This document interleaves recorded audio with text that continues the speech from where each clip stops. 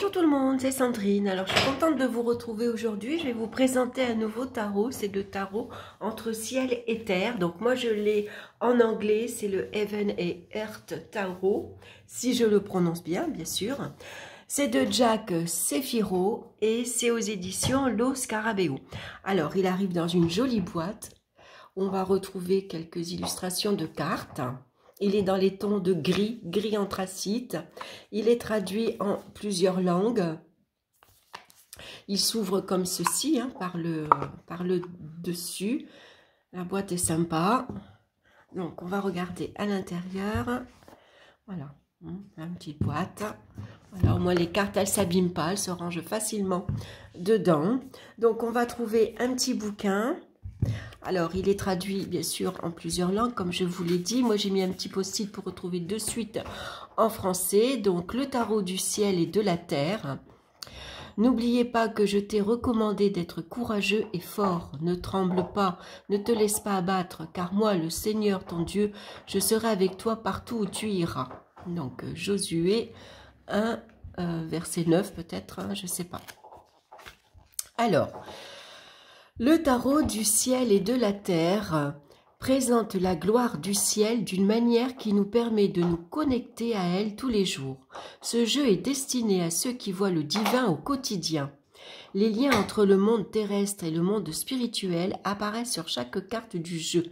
Les images de ce jeu mêlent le système White-Smith à la sagesse occulte plus profonde d'un jeu de Thoth. Chaque carte met en évidence le lien entre les correspondances célestes, l'alphabet hébraïque ainsi que la signification du tarot. Les images permettent de discerner plus clairement la manière dont les éléments terrestres sont liés aux éléments célestes dans le monde d'ici-bas. Les cartes révèlent des idées et des images pouvant apparaître peu... Alors attendez, je vais tourner la page. Peu compréhensible, mais une fois les liens établis, les messages s'avèrent explicites à toute personne effectuant un tirage avec le jeu. Tout comme le tarot de 1909 d'Arthur Edward White et de Pamela Goldman Smith, ce jeu suit parfois la symbolique chrétienne. Cependant, le lien entre le divin, ou comme certains l'appellent le moi supérieur, et le monde spirituel, et le terrestre ou le moins inférieur et le monde matériel est le même indépendamment de la croyance. L'humanité vit sur la terre, mais elle est à la recherche du paradis. Voilà, donc j'aime beaucoup cette explication, donc pourquoi on appelle le tarot du ciel et de la terre. Ensuite, on va avoir donc les significations des cartes.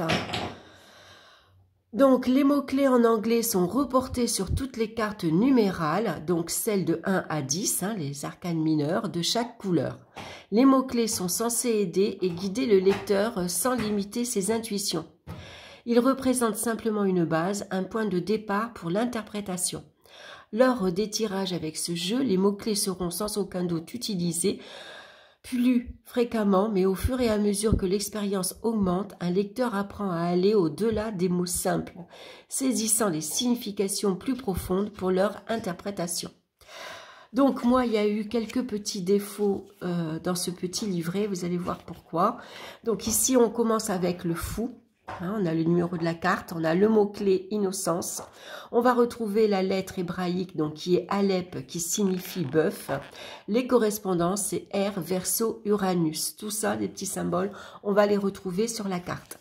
Donc on a la même chose bien sûr pour toutes les arcanes majeures. Hein. Voilà, le char, la mort, la tempérance. Et puis moi, ça s'arrête au soleil. Voilà, il me manque les pages. Donc, pour le soleil, par exemple, le mot-clé, c'est clarté. La lettre hébraïque est resh, qui signifie avant de la tête. Correspondance soleil-lion. La signification joie, succès, rénovation, optimiste. Donc, moi, là, les pages s'arrêtent à la page 96 et reprend à 113.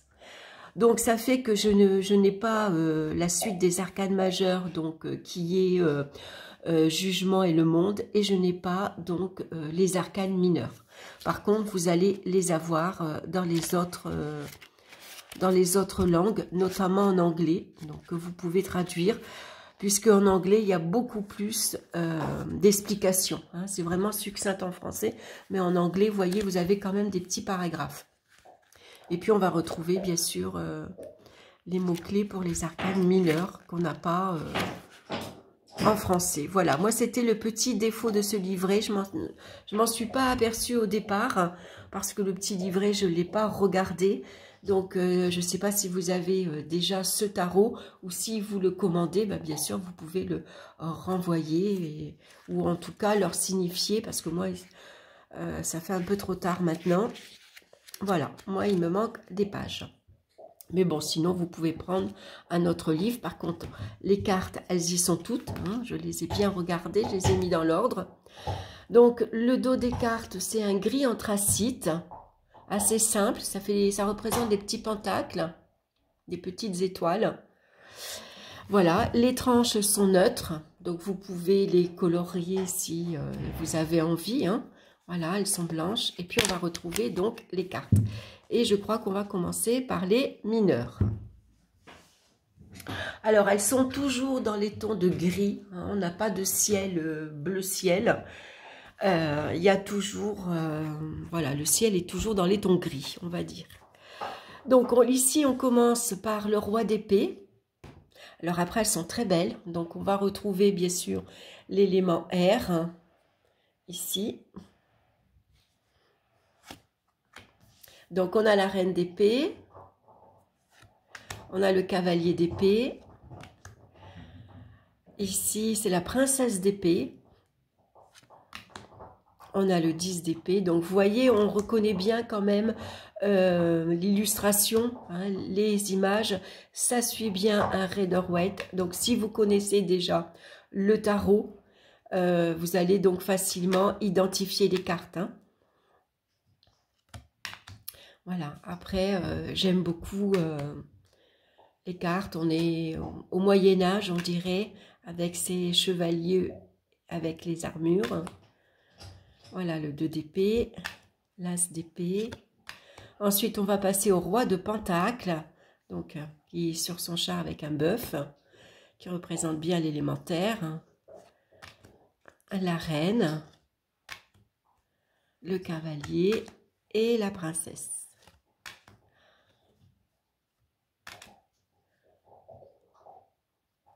Voilà, on distingue parfois quelques petites couleurs, hein, comme ici le petit oiseau qui est dans les tons de jaune. Voilà, le 8 de pentacle, le 7 de pentacle. Vous voyez, les cheveux, elle a un genre de châle hein, dans les tons briques un peu, avec sa balance.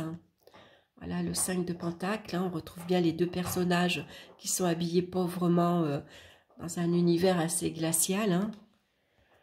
Ici, on a donc le 4 de pentacle, hein, vous voyez avec les petits symboles, on retrouve les 4 éléments. Voilà, donc ici on va retrouver bien sûr les éléments, les planètes, le signe astrologique. Donc c'est pas mal quand on les connaît pas, ça permet de les apprendre, de les reconnaître. Et puis quand vous les connaissez, ben voilà, vous avez déjà sur la carte des petites indications. Donc voilà, j'aime beaucoup l'as de pentacle. Ensuite, on va passer donc au bâton avec le roi de bâton. Marley, s'il te plaît, excusez-moi, c'est Marley qui mange son os. Allez, tu l'auras après, mon chéri. On retrouve la reine ici de bâton avec son guépard. On a le cavalier, on a la princesse. Donc là, on est bien dans l'élément du feu, hein. On retrouve l'oppression, hein, voilà, avec le titre ici en dessous de la carte. Voilà, j'aime beaucoup. Après, voilà, le fond des cartes, hein, c'est dans les tons gris. Alors, c'est vrai que ça peut paraître un peu sombre, un peu tristouné. Regardez comme elle est belle, celle-ci, le 5 de pentacle. J'aime beaucoup celle-ci avec cette porte rouge, cette église. J'aime bien parce qu'il nous transporte dans un autre univers finalement. Alors les as, ils sont très beaux par contre. Voilà, ensuite on va passer au roi de coupe, la reine de coupe. Hein. Ils sont tous les deux assis sur la mer. Hein. Donc le cavalier, la princesse. Ici on a le 10 de coupe avec les petits enfants. Voilà, j'aime beaucoup, j'aime bien l'univers. Il y a plein de petits détails, donc c'est un jeu où c'est bien aussi de prendre le temps de regarder chaque série, les étaler une par une et puis bien les regarder. Et quand on les a bien observées, qu'on les connaît suffisamment bien visuellement, on peut passer à une autre série. Enfin, pour moi, c'est comme ça que je fais, pour bien reconnaître les cartes, pour bien regarder les petits détails. Elle est très chouette celle-ci. Avec ici cet arbre et on retrouve la lune au milieu. Elle est vraiment très très jolie. Et voilà l'as de coupe qui est superbe. Donc on voit une petite mare, il y a des nénuphars, il y a ici les petits symboles aussi. On retrouve la croix ici, dans la colombe. Voilà, c'est vraiment un très beau jeu. Allez, on va passer maintenant aux arcanes majeurs, qui sont un petit peu plus colorés comme le monde. Hein. On retrouve avec les 4 évangélistes, ici tout autour. Elle est très très belle la carte du monde. Donc on a un peu plus de symboles. On a la carte du jugement. Donc dès qu'il y a un petit peu de rouge, forcément ça ressort bien. Hein. Le soleil, j'aime bien le soleil avec tous les signes astrologiques. La carte de la lune aussi, avec ce visage. On a bien ce chemin hein, qui continue dans la montagne. Là, on va retrouver un scarabée plutôt qu'une écrevisse. L'étoile qui est magnifique. On a la carte ici de la foudre. Le diable, alors le diable, c'est vraiment un diable. Hein, pour le coup, voilà, hein, il fait peur. Hein.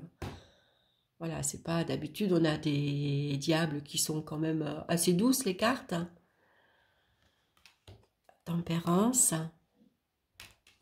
On a la mort. Avec les yeux de ce cheval qui brille. On a le pendu, hein, qui est habillé un peu comme le Christ. La carte de la justice, donc on va retrouver en numéro 11. La roue, qui est très chouette aussi, avec écrit Torah. Hein. On retrouve aussi les 4 évangélistes autour. L'ermite, qui est magnifique. C'est pour ça que j'ai acheté le jeu d'ailleurs. Quand j'ai vu la carte de l'ermite, ce jeu m'a tout de suite attiré. Je l'aime beaucoup. La force aussi, elle est très très belle cette carte. Qu'on retrouve en numéro 8. La carte du chariot, avec ses 2 sphinx, 2 lunes. Les amoureux, hein, ça fait vraiment penser à Adam et Ève, hein, avec 2 arbres ici différents. L'ange protecteur au-dessus. Le pape, donc lui on va retrouver le bœuf et l'éléphant. On a d'autres petits symboles ici sur les escaliers.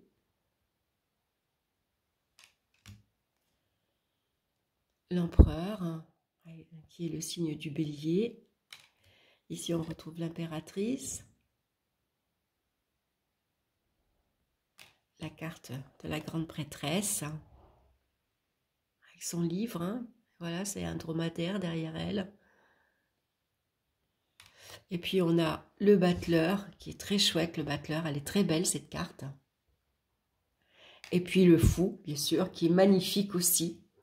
J'aime beaucoup ce fou, la façon dont il est habillé, la façon dont il se tient.